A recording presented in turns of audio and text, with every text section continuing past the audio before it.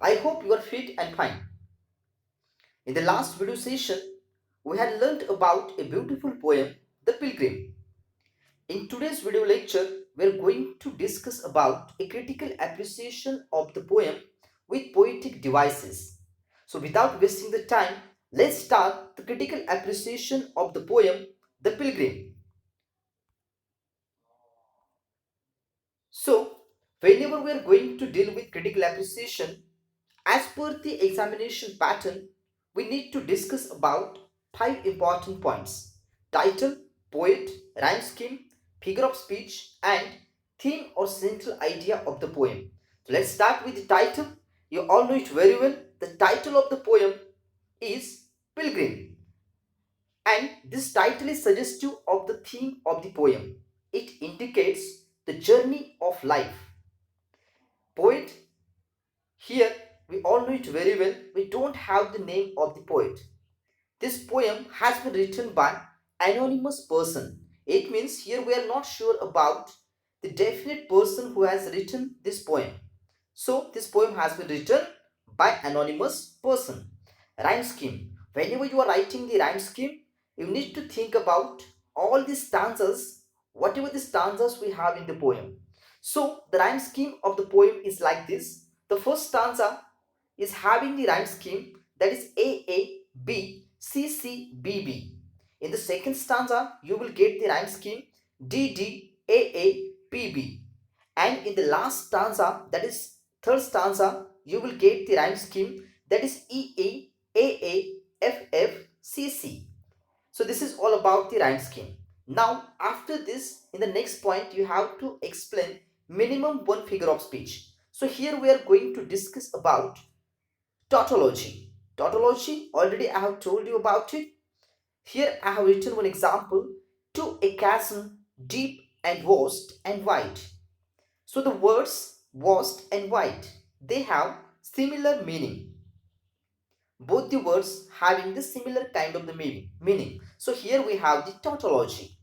I hope you have understood this figure of speech. In the last point, we need to discuss about theme or central idea of the poem. So here, the central idea or the theme of the poem is those who have faced the difficulties of life successfully and are experienced must be unselfish and help those who are inexperienced and may face difficulties. So this is the main or the central idea of the poem.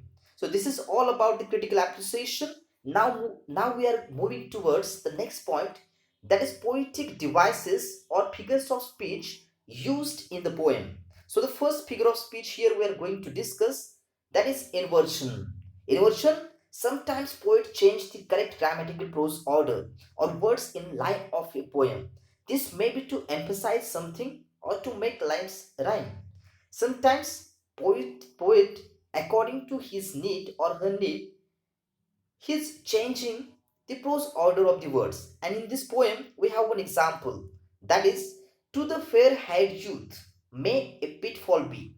So, this is actually the inversion, because poet, according to his idea, according to the theme of the poem, has changed the prose order. So here, correct prose order is to the fair-haired youth, it may be a pitfall. So that is the correct order. So here we have inversion. After discussing about inversion, we are going towards the next figure of speech, which is tautology. I have just told you about the tautology.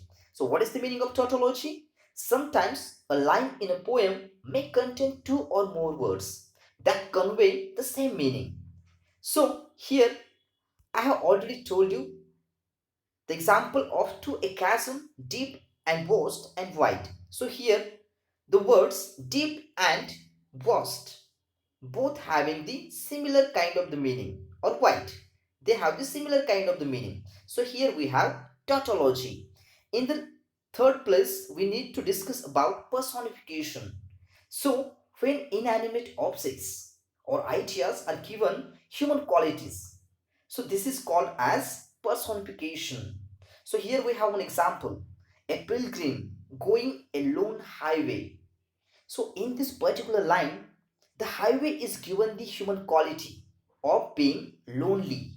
So lonely, this is the quality of human beings. This is not the quality of highway or road. So here we have the personification.